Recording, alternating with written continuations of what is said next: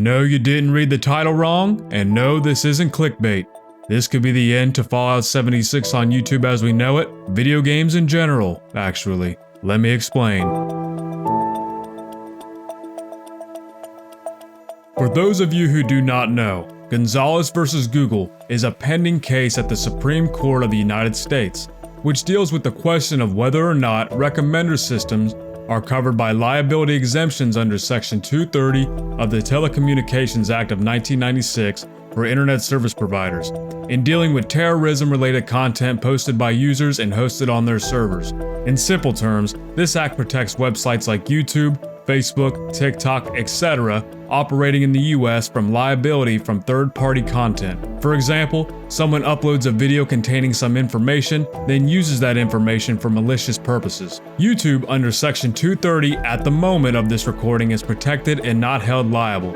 Only the individual who uploaded said content would be held accountable. This act has made it possible for websites like YouTube to even exist. If this act ever goes away, then YouTube as we know it could be destroyed or monumentally changed forever, as well as other social media platforms that we all know and love. The Gonzalez family, who is against Google, are saying that YouTube recommended content that radicalized someone to commit an act of terror, specifically a stabbing of one of their family members in Paris in 2015.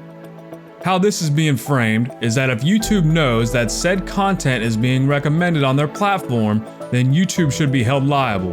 However, currently Section 230, as I discussed, protects YouTube at the moment. If this passes, then every single platform on the internet in the United States that recommends content like YouTube, TikTok, etc. will be drastically impacted. For example, the entire recommendation system could cease to exist, which in essence would absolutely break YouTube since the entire platform is ran off video recommendations. That's the reason you even see videos on YouTube in the first place.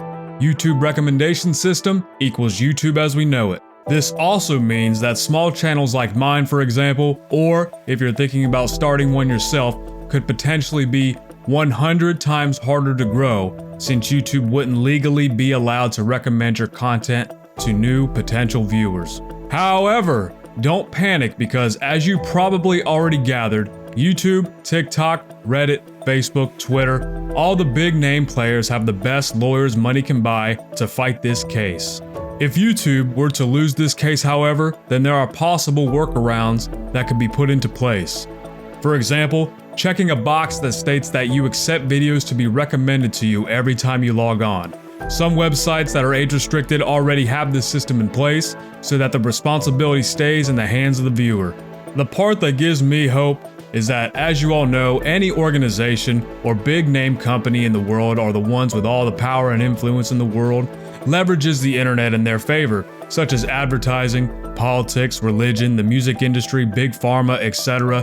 leverages all these social media platforms to get votes, buy the next big song, get prescribed the next big medication, and so on. If anyone can come up with a solution of some kind, then this is the only ticket I would purchase for the future. Now to the timeline of this case. The oral arguments start on February 21st, which, for those who do not know, the oral arguments are where both parties discuss their sides. The Gonzalez family and their team of lawyers express their point of view, and Google and their lawyers express their point of view. From there, the Supreme Court will gather all that information, deliberate on it, stew it over, and then make a final decision. However, the official decision does not take place until June. As a side note, Susan Wojcicki, the former CEO of YouTube, stepped down on February 16, 2023, just before the trial on February 21, 2023. Do what you want with that information, a little concerning if you ask me. Mark June 2023 on your calendar and make sure to pay attention. If anyone wants me to cover this case as it unfolds, then comment down below. Also, as the obvious question of the day, what is your opinion on all of this? I want to hear your feedback. As always, if you enjoyed and learned something from this video and want to see more content from me in the future, then just hit that subscribe button right there.